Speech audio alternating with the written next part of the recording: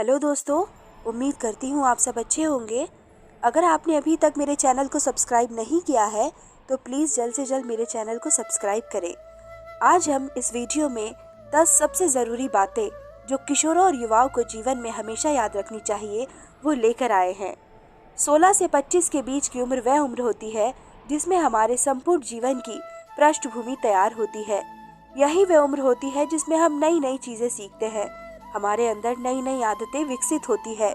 इस उम्र में हम जो सोचते हैं और जो करते हैं, इसी बात से ये तय हो जाती है कि हमारी ज़िंदगी कैसी होने वाली है। हम जीवन में सफलता की ऊंचाइयों को छुएंगे या असफलता की गहरी खाइयों में गिरेंगे। हमारा भविष्य अमीरी की चमक से रोशन होगा या हम गरीबों के अंधियारे में रोते रहेंगे। तो दोस्तों, आइए हम जानते हैं कि वो 10 बातें कौन कौन सी है जो किशोरों और युवाओं को जीवन में सफलता के लिए हमेशा याद रखनी चाहिए। अपने जीवन का एक लक्ष्य बनाओ। आपकी जिंदगी का लक्ष्य क्या है? इस सवाल को मैंने सैकड़ों युवाओं से पूछा है और जब मैं उनका जवाब सुनती हूँ तो मुझे बहुत दुख होता है। उनमें से 90% लोगों का बस यही जवाब होता है कि लक्ष्य क्या है? बस कोई अच्छी सी जॉब मिल जाए जिसमें अच्छी खासी सैलरी हो और जिंदगी आराम से कट जाएगी। इसमें कोई और आराम, ये दोनों शब्द मुझे बिल्कुल पसंद नहीं है, क्योंकि एक हमारे जीवन में भटकाव लाता है तो दूसरा हमें आगे बढ़ने से रोकता है।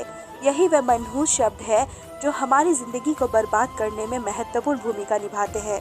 इसलिए आपका जवाब ये बिल्कुल नहीं होना चाहिए, बल्कि आपका जवाब ये होना चाहिए कि ये मेरी जिंदगी का लक्ष्य है और मैं किसी भी हाल में इसे हासिल करूंगा। सीधे शब्दों में कहे तो आपकी जिंदगी का कोई ना कोई लक्ष्य जरूर होना चाहिए। समय की इज्जत करो।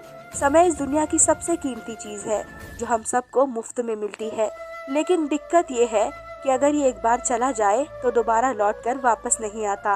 मगर अफसोस कि आजकल के युवा अपना अधिकतर समय सोशल मीडिया और प्यार मोहब्बत जैसी फालतू की चीज़ों में बर्बाद कर देते हैं और जब समय बीत जाता है तो बैठकर पछताते हैं। याद रखें, अगर आपको अपने सपनों को हकीकत में बदलना है तो सबसे पहले आपको समय का सही तरीके से उपयोग करना सीखना होगा। अगर आप समय का सदुपयोग करें तो यह आपका भविष्य संवार सकता है, परंतु यदि आप समय का दुरुपयोग करेंगे तो यही समय आपका भविष्य बर्बाद भी कर सकता है। आलस छोड़ो और मेहनत करो। आलस एक ऐसा रोग है जो इंसान के तन, मन और धन तीनों का सर्वनाश कर देता है। आलस का शिकार व्यक्ति अनेक प्रकार के रोगों की चपेट में आ जाता है।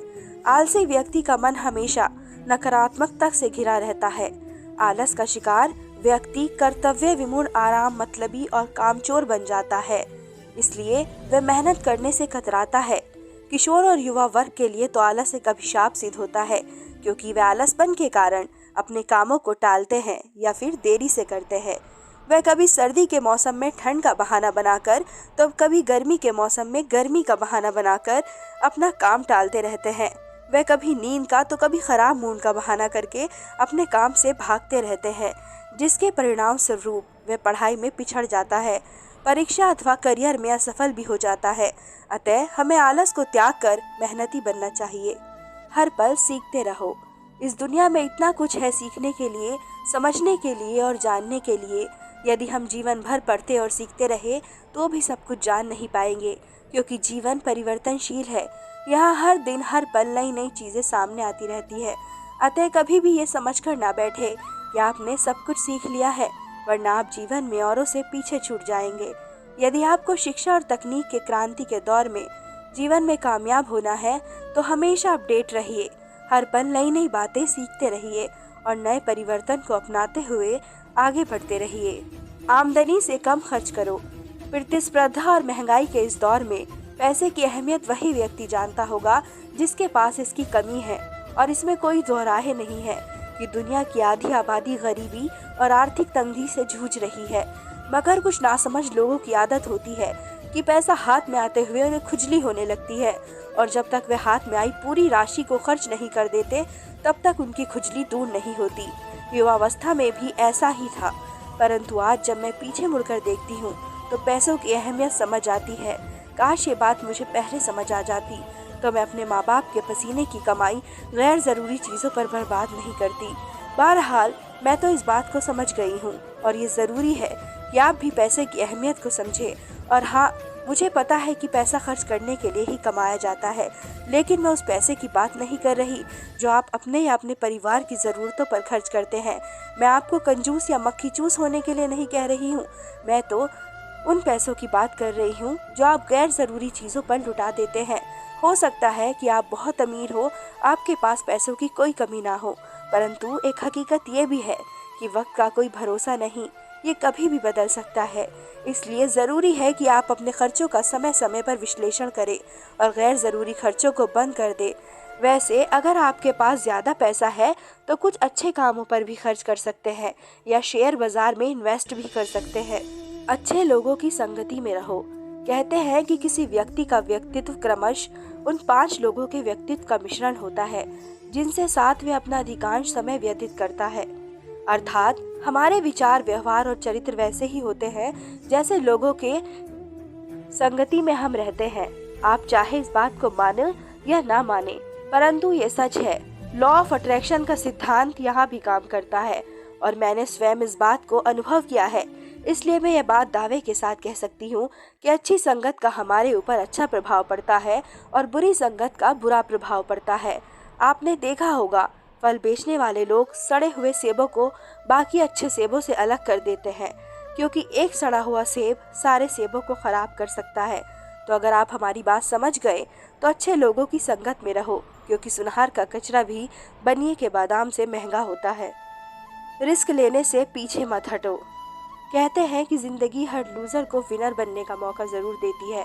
यानी हमारी ज़िंदगी में कई बार ऐसे मौके आते हैं जब हम अपनी ज़िंदगी को बदल सकते हैं। हमारे एक कदम से हमारी किस्मत बदलने वाली होती है।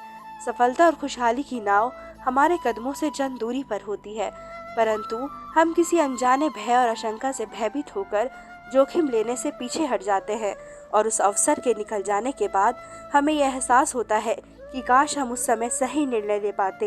ये बात अक्सर हम सभी के साथ होती है।